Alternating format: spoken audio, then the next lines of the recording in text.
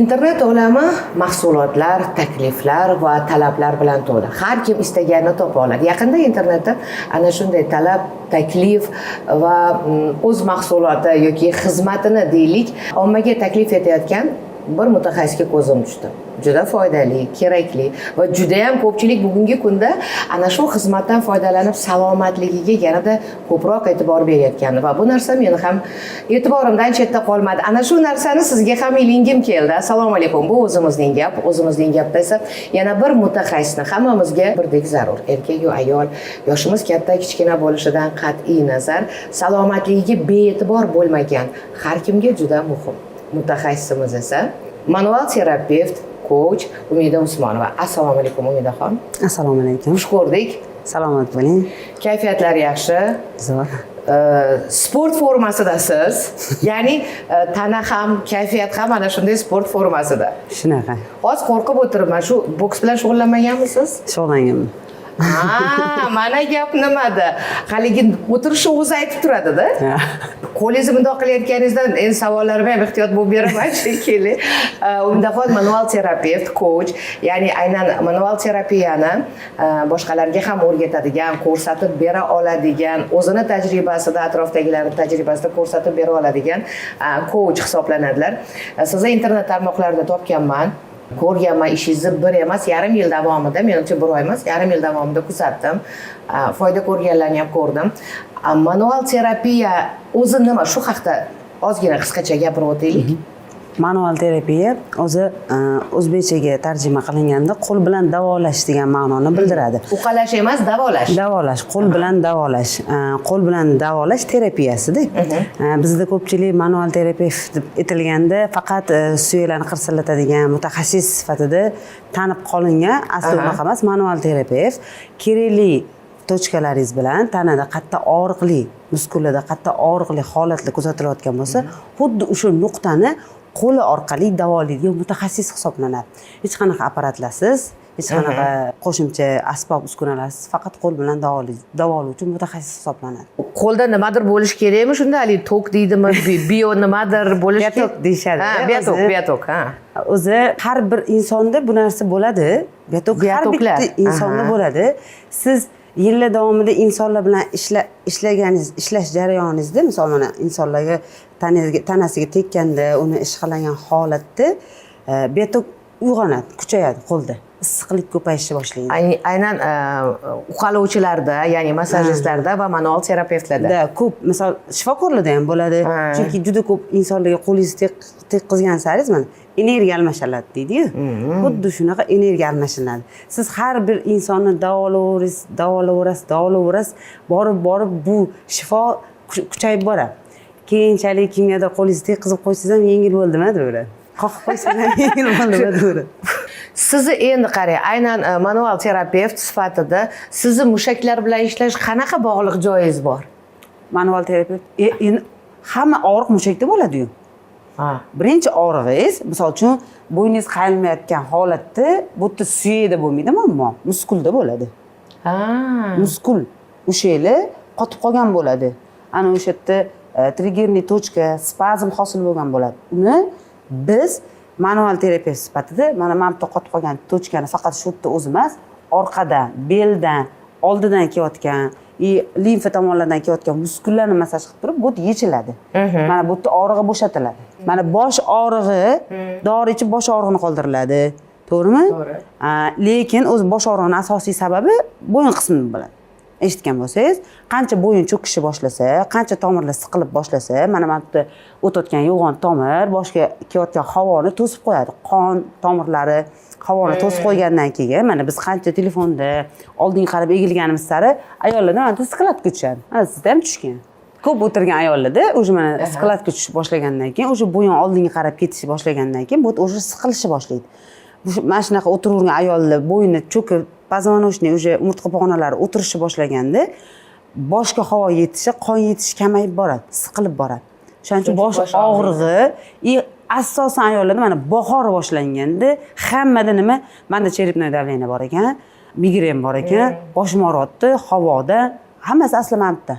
man o'zi asosan tavsiya qilaman, misol uchun 30-35 yoshdan oshgan ayollarga kardio mashg'ulotidan tashqari mana hozir bizda sharoitlar ko'p-ku, mana ochilyapti ayollar uchun maxsus aerobika mix, fitness mixlar har xil joyda 1 soat bor mashg'ulot qilib kelsa bo'ladi. Lekin bitta tomonini ham hisobga olish kerak. Murabbiy sifatida tavsiya qilib o'taman. 30-35 yoshdan oshgan ayollarimiz muskul massasini saqlab qolish uchun kuch ishlatuvchi, ana toshlar ko'taruvchi mashg'ulotlarga borish kerak. Silovoy trenirovkaga borish kerak. Funksionalniy rosa mana bu yo'q. Yelkalar chiqib ketib, mana bu joylar chiqib ketmaydimi? Hamma shunaqa deb o'ylaydi. Qarang. Yelka kengayishi, misol uchun men sportsmen, sportchi bo'lganligim uchun yelkam yoshligimdan kengaygan, chunki men mashg'ulotlar davomiy qilib borganman. Shuning uchun yelka kengligi bor menda. Aynan o'sha silovoy deydi-ku, kuch ishlatuvchi. Yo'q, o'sha trenajyorniy, men trenajyorniyda shug'ullanmaganman. Men faqat o'sha o'zimning sportimda shug'ullanganimda yelkam katta bo'lib, shunaqa chiqqan. Lekin ayollar bitta narsaga e'tibor berish kerak. Agar mashg'ulotga bormaydigan bo'lsa, funksionalniy trenirovka qilmaydigan bo'lsa, o'sha maxsuslashtirilgan mashg'ulotlarni o'tkazmaydigan bo'lib, yelka katta bo'lib ketayotgan bo'lsa, bu gormonal o'zgarishga bog'liq bo'ladi. Testosteron ko'payib ketsa ham, miqdori oshib ketsa ham, o'sha ayollik gormoni tushib ketsa ham, yelka kengayishni boshlaydi. Lekin bitta narsani hisobga oling. Bu degani yelka kengayib, sportsmenlar yelkasiga o'xshab qoldi degani emas, yog' yig'adi bu yerga. Yog'mi? Yog' bo'ladi, yog' bo'ladi. Endi qarang-da, agar yelka zo'r mana shunaqa katta bo'lib ketishi oson bo'lganida, menikiga o'xshab, ayolda pachoq-pachoq bolalar bo'lmasdi-yu. 1-2 oy mashg'ulotga chiqib, o'g'il bolaga, mana o'g'il bolalar 6 oy, 1 yillab muskul chiqarish harakat qiladi, o'zini sog'lig'iga, sog'lom ovqatiga e'tibor qilib. Shunchalik muskul chiqarish oson bo'lganida, bolalarchi yillab emas, 3 oy trenirovka qilib, g'o'dasini chiqarib, kuchli kachok yurgan bo'ladi. O'shani ham hisobga olish kerak. Ayollarimiz ko'p o'ylaydi, men mashg'ulot qilishni boshlaganimda yelkam chiqib ketadi. Yo'q. O'zini kerakli mutaxassisiga borib mashg'ulot o'tkazilsa, treneriga, murabbiyga borib o'tkazilsa, murabbiy uni qatida ishlash kerak bo'lgan joylarini, misol uchun yelka orqasi, men aytayotganda ko'krakka, belga, qoringa, oyoqqa qattiq ishlash kerak bo'lsa, o'sha yerga bosim berishni boshlaydi. Manual terapiya bilan massajning nima farqi bor? Massaj faqatgina yuzi teri qatlamlari bilan, terdan keyingi muskullar bilan ishlansa, yog' bilan asosan manual terapiya ichki bo'g'imlar, ya'ni ham ichidagi mana misol chuqurroq ishlashni boshlaydi. Mana o'sha tochka bo'lsa, yuqoriroq, qattimroq ishlab boriladi. Ba'zi limfa tugullari, mana tanada limfa joylashgan joylarini massaj orqali massaj qilish mumkin emas. Lekin o'sha tochni yumexoterapiya yoki manual terapiya o'tkazganingizda, aynan siz o'sha limfa joylashgan joylarini massaj qilish tajribasi bo'ladi. Qo'rqmasdan qilasiz. Endi qarang, yana bir narsa bor. Juda ham ko'pchilikda bo'ladigan narsa, yosh kattalarda ham, yoshga ham qaramaydi hattoki bu narsa. O'shani hozir nimadanligini aytib bering. Yomon yotib qolman, bo'ynim og'rib qopti deydi. Yomon yotib qolman shekilli, mana shu bo'ynim og'rib qopti deb, chapga qarolmayapman, o'ngga qarolmayapman deyshadi. Bu o'sha joy, yelvizakda yotib qolsan yoki sovuq tekkan shekilli deyshadi. Bu rostdan shunaqami? Bu o'zi bu narsa yillar davomida yig'ilib kelgan bo'ladi. Mana yillar davomida yig'ilib kelgan bo'ladi. Ana o'sha yotib qolgan holatda noto'g'ri yotish oqibatida ana o'sha spazm bo'lib qoladi, triggerniy tochka yig'ilib qoladi, muskullar tortishib qoladi o'sha yerda. Tortishib qoladi, tortib ana o'sha spazm bo'lib qolgan joy yana muskullarni tortaveradi. U tortilgan sari siz bu yoqqa qaraysiz, u yana qayta o'ziga olib kelaveradi. Qarasiz, olib kelaveradi. O'tkir sovuq o'tganidan keyin sovuq mana o'sha hala qilib qo'yding deydi, sovuq shamol kelgandan keyin ana o'sha keyin og'riq berishni boshlaydi. U o'zi yillar davomida turgan narsa bo'ladi. O'sha hala qilib qo'ydi, noto'g'ri yotib qolgandan keyin u o'sha anaqa berishni boshlaydi. Og'riq berishni boshlaydi. Demak, o'sha aynan noto'g'ri yotib qolgani bu shunchaki sabab bo'ldi, yig'ilib turgan narsani uyg'onishiga. Yosh kattalarda shunaqa, yosh bolalarda noto'g'ri yotib qolish yoki qo'l tagida qolib ketish o'zi uyushib qolishga hisoblanadi. Uyushib qoladi. O'zi uyushib qoladi-da, ozgina massaj qilib, nima qilsa qon aylanib ketadi. Aynan shunaqa kuchli og'riq bo'lib turganda yoki og'riqni o'chog'i faollashgan paytda massaj olish mumkin emas deydi. Manual terapiyada ham shunaqami? Yo'q, aynan og'riq kuchli bo'lib turgan vaqtda biz manual terapiya qilamiz.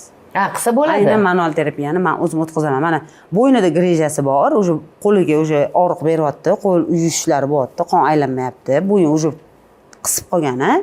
Men manual terapiya o'tkazaman. Birinchi bo'lib o'zim sentrimda manual terapiya o'tkazaman. Misol, birinchi massajga bermayman. Bel og'rig'ingiz bormi, bo'yinda og'riq bormi deb so'raladi. Belda og'riq bo'lsa, qorin massaj ham qilinmaydi. Qarang. Orqa massaj ham qilinmaydi. Oldin manual terapiya qilib, umurtqa pog'onalarini ochib olaman, kerakli muskullarni ishlatib olaman, undan keyin massajga chiqaraman. Birdaniga massajga yotqizmayman, chunki ertasi kuni og'riq bo'ldi, tura olmadim, noto'g'ri massaj bo'libdi degan bizadan ketadi-da u. Ashibki bizadan ketadi. Asli o'zi u o'sha og'riqda yurgan bo'ladi. Massaj uni kuchaytirib yuboradi, qon aylanishini tezlashtirib yuboradi. Siladan bo'ldi deb keladi. Ko'p bizda bunaqa narsalar juda ko'p bo'lgan. O'shaning uchun men asosan manual terapiya. Bel og'riyaptimi bo'ldi, grejasi bormi? Ha, bo'ldi, manual terapiyaga chiqaringlar deyman. Keyin qarang, sport borasida savol beraman dedim. Ko'pchilik o'ylaydi, hozir men sportga borishni boshlasam, o'sha fitnessmi, aerobikami yoki mix varianti bilan shug'ullansam, keyin buni tashab qo'yganimdan keyin battar semirib ketaman. Agar nimadir sabab bo'lib tashab qo'ysam deydi-da. Ana shu qo'rquv ham bor. O'zim gaplashgan ayollarda ham bor. Voy, borasiz, keyin ozgina vaqtingiz bo'lib, bo'lmay bora olmay qolsangiz, battar bo'lib ketadi-da. Unday shundoq yura qolaylik, yaxshi yurimiz deyshadi. Bo'lgan shunaqa suhbat. Shunaqalarga aytingda, battar bo'lib yuraversin. Yo'q, noto'g'ri narsa. Sportni boshlagan inson, men o'ylayman, ayollarimiz sportni qanaqadir ozish uchun boshlash kerak emas. Sog'lomlashish uchun. Ozish uchun boshlash kerak emas. Ayollar sport boshlash uchun bizani yurtimizda nima qilish kerak deb juda ko'p o'ylayman-da. Qanaqa qilib ayollarni sportga jalb qilsa bo'ladi? Mana misol uchun men tekin marafonlar ham o'tkazaman-da, 10 kunlik, 10 ming qadam. Har xil bog'lada ayollar yig'ilinglar, ertalab men chiqaman, sizlarga maslahatlar beraman, bepul maslahat. Misol uchun turmush tarzidami, salomatligi bo'yicha bepul qilib o'tkazib, har xil bog'larda o'tkazaman-da, 10 kun o'tkazaman. Nima qilsa bo'ladi yana deb o'ylayman-da. Keyin o'yladim, oxirgi paytda o'yladim. Klinikalardan ko'p taklif tushdi-da, borib press tashattiraman-da. Ishga taklif tushsa, pressingizni tashab bering deyman. Press tashab berganda, endi hamma klinikaning narxi har xil ekan deb o'ylayman-da. Ha, demak, mana shunaqa. Bularni yana 2 barobar ko'tarib qo'yish kerak-ku narxini deyman-da. Nimaga? To'g'ri, men ham balki bu sohaga kirib kelmasimdan oldin klinikaga ishim tushib borsa, boshqa narsaga borsa narxlar qimmat ekan derdim. Lekin narxlarni qimmat qilib qo'ysa-chi, ayollar sog'lom turmush tarziga o'tishni boshlaydi, ertaga shuncha pul topa olmayman-ku deydi-da. Masalan, bitta klinikaga borib muolaja o'tkazaman yoki MRT qildiraman desangiz ham, birinchi bo'y terapeutga kirgizadi, to'g'rimi? Terapevt kirgizadi. Terapevtni ko'rigi 200 ming, keyin o'zi qildir deydi, 300-400 ming. Bir klinikaga kirganda 1 million pulni ketkazadi, to'g'rimi? Lekin sport zaliga borib 600 ming abonementga olsangiz, hech qaysi ayol olmaydi. Tekin narsani salomatligi bo'yicha arzgina rasxod qilib, o'zingdan harakat, o'zingdan iroda ketadi. Menimcha 600 ming rasxod qil, har kuni mashg'ulotingga qatnash degan ayol kelmaydi, lekin 2-3 oydan keyin kasal bo'lib qolib, menimcha 10 millionlik rasxoding bor deyilsa qiladi. Bilmayman, endi men shunaqa o'ylab qoldim, ya'ni men noto'g'ri tushunmasin. Hech kim men klinikalar narxini ko'tarish degan nimani targ'ib qilmoqchi emasman. Shunchaki bizni davolash endi qaysidir kasalliklarga misol uchun arzon qilish kerakdir. Mana misol davosi yo'q, onkologitik kasalliklar bor, endi odam kutmagan holatda kasalliklar bor. Ularni qulay va qo'l yetadi. Shunaqa qilish mumkindir, lekin men bu bel muammolari, qorin muammolarida kelib chiqayotgan ayollardagi muammolar bo'ladi-yu. Mana bachadon sababli kelib chiqayotgan har xil kasalliklar, davleniya, qon bosimi, hammasi o'zi nosog'lom turmush tarzidan kelib chiqadi. Kelib davolab bo'lmaydigan kasallikni qo'l bilan sanaysiz-da. Qolgan hammasi nosog'lom turmush tarzidan kelib chiqadigan kasalliklar. Hozir o'ylantiryapti meni Umidani gaplari va biz bu yerda haligi qaysidir nimanidir narxini oshirish haqida emas, hamma gap aslida sog'lom turmush tarzi haqida. Hamma gap. Umidaxonni bugun studiyamizga chaqirishimizni ham sababi ana shu. Chunki nechta bemorlari hozir qarab turibdi, birga ishlaydiganlari yoki deylik zalga, fitness zaliga Umidani aynan mashqlarni birga bajaraman deydigan mijozlari qarab turibdi. Lekin shunga qaramasdan studiyamizga chaqirganimiz sababi, men aytdimki, keling Umidaxon, shu narsani birga gaplashaylik. Aynan mana shunaqa sport bilan shug'ullanish yoki o'sha zalga chiqish va buni muntazam qilish juda ko'pchilik kasalliklarda, ayniqsa ayollarda uchraydigan. Chunki Umidaxon ko'proq ayollar bilan, asosan ayollar bilan ishlaydi va o'sha qorin masalasi, tanadagi tashqarida ko'rinib juda ham estetik holati chiroyli bo'lmagan o'sha yog'larmi, xolkalarmi, bag'baqalarmi, bularning hammasi jismoniy mashqlar bilan ketadigan holatlar aslida. Faqat o'zingiz ozgina sevsangiz, bahona kamroq bo'ladigan bo'lsa, zal mani uyimga uzoq yoki zal abonementi qimmat ekan, zalga chiqish qimmat ekan deyilmasa, dori darmonga hojat qolmaydi. Endi hozir shu narsani aytyapman, viloyatlarda ko'rib o'tirganlar, ha, zalga chiqasan, qo'yga kim qaraydi? Sigirga kim qaraydi? Sigirni kim sog'adi? Qo'lini ishlarini kim qiladi deydiganlar bor. Ularga nima tavsiya berasiz? Juda ham ko'p. Biz mana yaqinda viloyatlarga borganimizda ham, keyin mani auditoriyamdan viloyatliklar juda ko'p kuzatadi. Siz aytayotgan savolni juda ham ko'p berishadi. Bizda zal yo'q, nima qilsak bo'ladi? Uy ro'zg'or ishlari bilan ovoramiz deyshadi-da.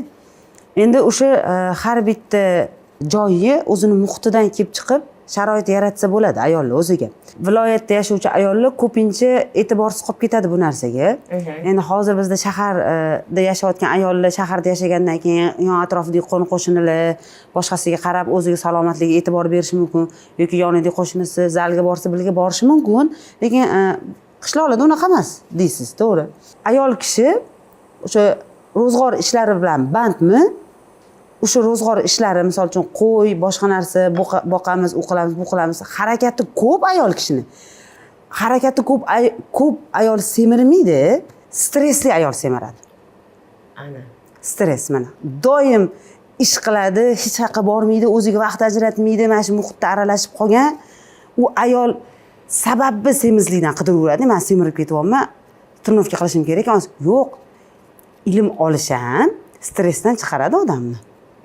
Ba'zi ayollarni ilmini o'stirsangiz, ilmga, hayotga bo'lgan maqsadi, qanaqadir uyda o'ziga hobbilar topsa, odamda maqsad ko'paygan sari stress, ya'ni shu kortizol gormoni tushib boradi.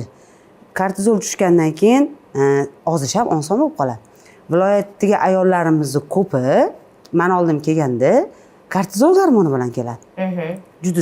Juda ko'p semirib ketgan, qorindan semirib ketgan ayollar 3-4 ta tug'ruq o'tkazgan. 4 ta bola ketma-ket tuqqanmisiz deb qo'yaman, yosh bo'lsa. O'sha mana kelganda ko'rinishda 40-45 beryapti. Necha yoshsizsam 30-36 yoshman deydi. Nechta tuqqansizsam 4 ta deydi. Ketma-ket tuqqanmisiz yo'q 2-3 yil deyapti. Bizaga 2-3 yil doktorlar to'xtata olmaganidan 2-3 yil tanaffus qilinglar degan. Ayollarni ketma-ket yiliga tuqqanidan hatto 3 yil tanaffus qil degan. Yo'q, o'zi tug'ruq qachonki ayol o'zini salomatligi joyiga tushgandan keyin ikkinchi tug'ruq amalga oshirilishi kerak-da. Unga 5 yil ketadimi orada, 6 yil ketadimi? Bu narsani kim qiladi? Bu narsani kim sog'lom ayol qiladimi, amalga oshiradimi? Erga 50 yoshda, 60 yoshda shu ayol kerak-ku. To'g'rimi, turmush o'rtog'iga? Ayol kerak-ku. O'shaning uchun u ayol sog'lom farzandni dunyoga kelishtirish kerak. Sog'lig'ingizni tiklab olib keyin tug'sangiz bo'lmaydimi? Yo'q, ayollarimiz qorni katta, osilib yotibdi, semirib, yana bitta homilador bo'lib olishadi. Bilmadimmi, endi aqlli ayol unaqa qilmaydi deb o'ylayman. Endi hozircha bizga bilasizmi, hozir mana shu o'rinda ham bizga negativ izohlar bo'lishi mumkin. Ha, ikkalang o'tirib olib, o'zingcha yasanib olib bir narsalarni gapiryapsan-da, endi aql o'rgatib. Bu yoqda meni erim, qaynanam, qaynatam, qayin bo'yin, mana shu tomonlar bor. Men o'zim xohlab shunaqa bo'lib semiribmanmi? O'zim xohlab shu qornim osilibdimi meni deyilishi mumkin. To'g'ri, u tomonlari ham bor, lekin bu o'rinda kattalarga ham ayniqsa erkaklarimizga ham bog'liq tomonlari juda ko'p. Har bir ayolni salomatligi, u sog'lom avlod uchun uni mashina qilib ko'rish kerak emas, tug'adigan mashina qilib demoqchiman-da. Sog'lom onadan sog'lom bola. Bu rosa aytilaverib siyqasi chiqqan gap, lekin aslida bori ham mana shu qachonki ayol bir tug'ruqdan keyin o'ziga kelib, salomat bo'lib, to'g'ri u yeb ichib yuraveradi. Haligi yaxshi yurganda yuraveradi. Lekin uni ichidan salomatligi yaxshi bo'lmasa tug'iladigan farzandga ham ta'siri bor uni. Keyin farzand tug'ilgandan keyin uni tarbiyasi bilan ham shug'ullanish kerak va hurmatli erkak siz bilan ham shug'ullanish kerak-ku.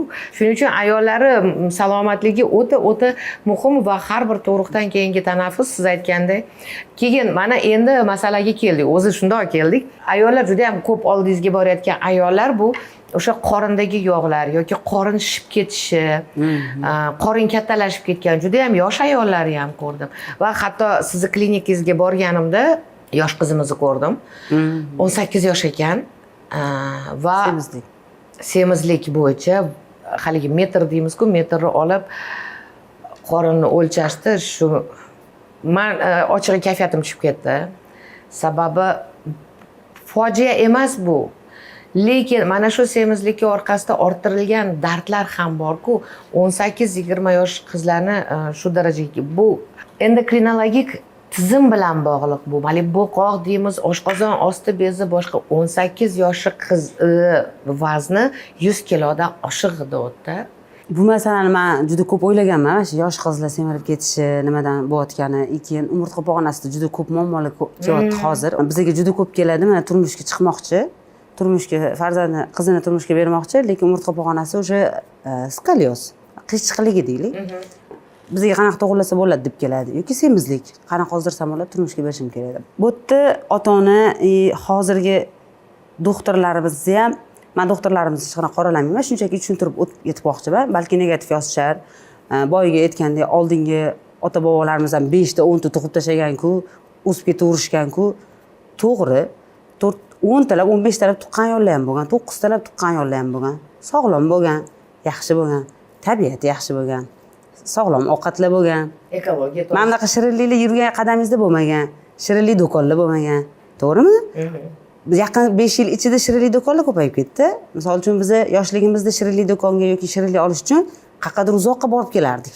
Juda uzoqqa borib kelardik. O'sha shirinlik yeb kelgan kuchimizni kaloriyasini sarflab kelardik. Yeb kelishimiz uchun hozir borishimiz shart emas. Mashinada boramiz, taksi uyimiz oldidan olib ketadi. To'g'rimi? Tegida do'kon. Farzandlarimiz ham tug'ilganda xuddi shunaqa katta bo'lyapti. Endi gormon buzilishiga keladigan bo'lsak, men o'ylayman, tug'ruqqacha bo'lgan ayollarda, qizlarda hech qanaqa gormon o'zgarishi bo'lmaydi. Ruhiy holatida o'zgarish bo'ladi faqat. Biz qattandir bilmadim, mana shu 3-4 yil ichida endokrinologik bez faoliyati buzilgan deb hamma ayollar mana ishlamayapti ekan deb har xil dorilar yozib kelishadi, menga ko'rsatishadi. Shu dorini ichib yuribman deydi. Uni ham qisman gormon bo'ladi. To'g'ri, men bezga zo'r ta'sir qilayotgan bo'lishi mumkin, lekin semizlik keltirib chiqaradi u. Bu ayol o'ylayapti, ma'mitim ishlayapti mana deb o'ylayapti. Yo'q, aziz ayollar, bot ishlashi ham, oshqozon ishlashi ham, ichi ishlasa ham mamiyaga bog'liq. Hammasi mamiyaga bog'liq. Shu yerda to'g'rilash kerak. Aytaman, maqsad ayol kishida ozgina maqsad, ozgina xohish, nimagadir qiziqish bo'lishi kerak-da.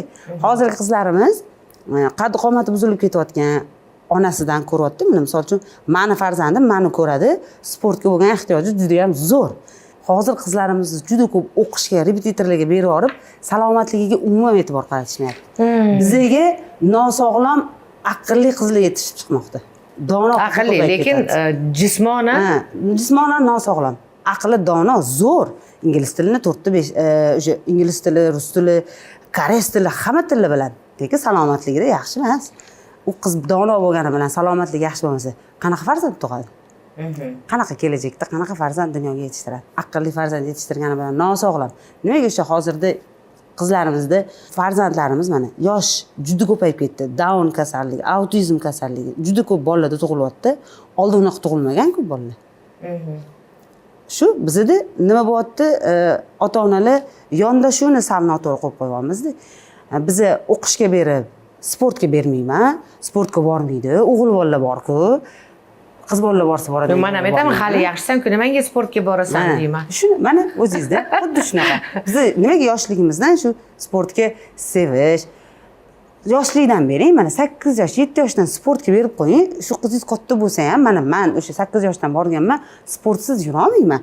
Endi bunaqa qachon bo'lib ketadigan sportga bering. Shunchaki men vaqtimda faqatgina maktab zallarida bo'lgan. Maktab zallari, meni yoshligimda maktab zallarida bo'lgan. Qaysi sport bo'lsa, yaqin ekan, borib chiqib qatnashaver deyishgan. O'shaning uchun men shu sportga borib qolganman. Men shu sportga mehrim tushib, shu bilan ketganman. Lekin hozir har qadamimizda ayollar uchun alohida fitnes zallar, stretchinglar, ayollar uchun maxsus raqslar, hamma narsa ochilgan-ku.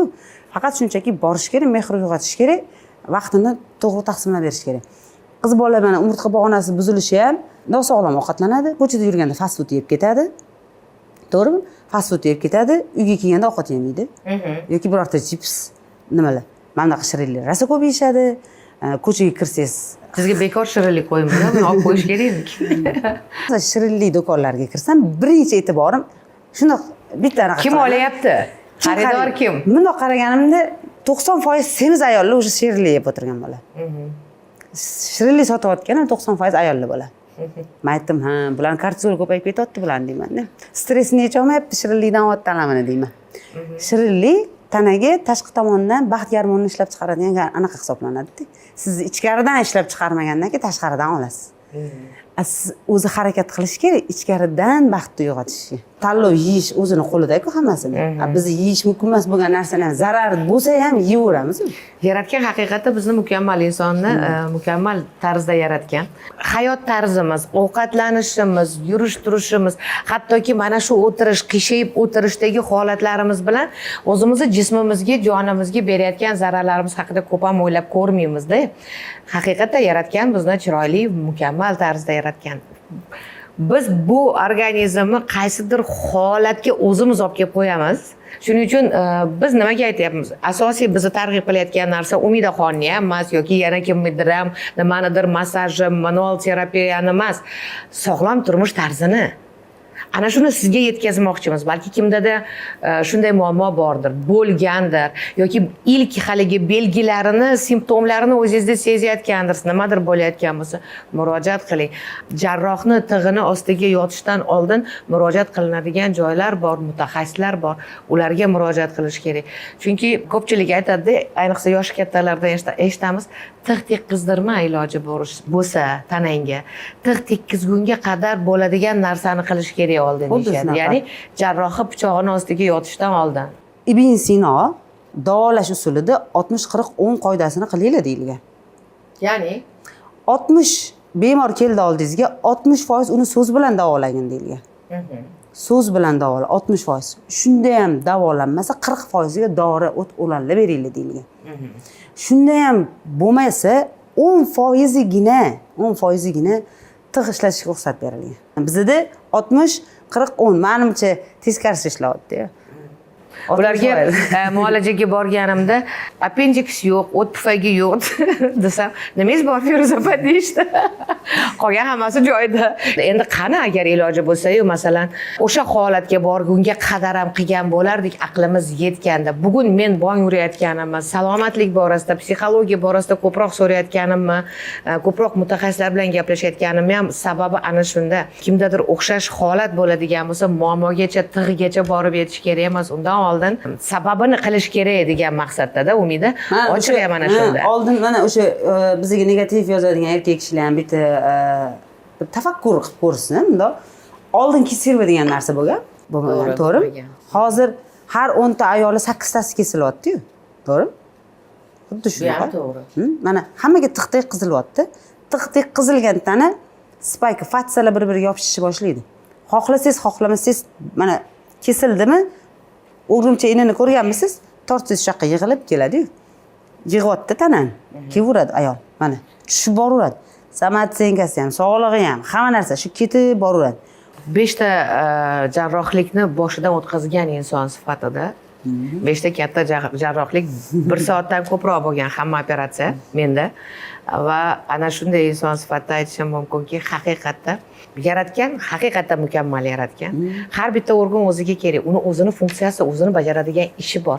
O'sha organlarimizni, o'sha tana a'zolarimizni, ichki a'zolarni sog'lom holatda saqlab qolishimiz kerak. Vaqtida asrash kerak. Mana o't qopini ham hozir boryapti-da, ishlamayapti ekan deb oldirib tashlashyapti-da. O't qopini o'zini juda ham organizmga funksiyasi bor. Bor-da, o't qopi nimadan bo'ladi? O'zi dinlanish, zagi doktorlar uni ishlamayapti-ku. Asosan mana bu ruhiy holatini o'ylab qaraydigan bo'lsak, asab bo'ladigan odam, mana tavakkal qilish bilmaydigan, hamma narsadan xavotirda, nimadir bosim ostida bo'lgan odam o't qop ishlamaydi. Sal qo'yib yuborishni bilish kerak. Qo'yib yuborish uchun ilm olish kerak. Umida, rahmat kelganingiz uchun. Bu suhbat oxiriga yetmadi. Nasib etsa siz bilan yana suhbatlashamiz. Umida Usmonova, manual terapevt, trener, bugungi kunda psixolog ham deyarli bo'lib qolibdilar. Faqat yana bitta hujjat olishlari kerak ekan, psixolog degan. Haqiqatda juda ham ko'p ayollarimiz Umidadan shifo topganlar juda ham ko'p. Oldilariga borib, ularda mashq qilib yoki manual terapiya bilan aynan foydali bo'lsin, manfaatli bo'lsin deymiz xalqimiz va bizni ko'rayotganlar uchun. Bizni harakatimiz ana shundan iborat. Umida, ishlaringizga omad. Rahmat.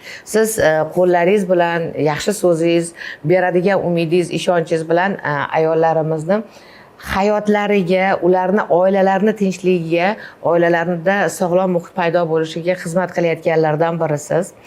Shunday ekan, sizni o'zingizni oilangizga ham tinchlik, xotirjamlik tilaymiz. Ishlaringizga omad, rahmat. Tavsiya bo'lsa, marhamat, kamera sizniki. Tavsiya ayollarimiz o'zlarini salomatliklariga 40 ga 50 ga borish kutib o'tirish shart emas. Imkon qadar yoshlikdan shu 20-25 yoshdan tug'ruq o'tkazinglarmi, o'tkazmadinglarmi, o'zinglarning salomatligiga qarashni boshlanglar. Chunki kasalliklar yosharib boryapti. Rahmat Umida, yana bir bor juda ham manfaatli, foydali suhbat bo'ldi. Hozirdan boshlang, bugun boshlang, yoshligingizda boshlang deb aytayotgan gaplari bekorga emas. Rus aktrisasi Alisa Frenklik juda ham chiroyli gapi bor. Har doim shu narsani eslayman. Insoniyatning eng katta xatosi hali vaqt bor, hali ulguraman degan yolg'on sababini borligi deyapti. Hech kim ertangi indinga yoki yana 5 yillik hayotga, umrga, vaqtga kafolat bermagan, bera olmagan. Biz faqat yaxshi niyatdamiz. Ana shu yaxshi niyatimiz har birimizga motivatsiya bo'lsin. Vaqtni esa o'z holiga qo'yish kerak. Bu o'zimizning gap. Omon bo'ling.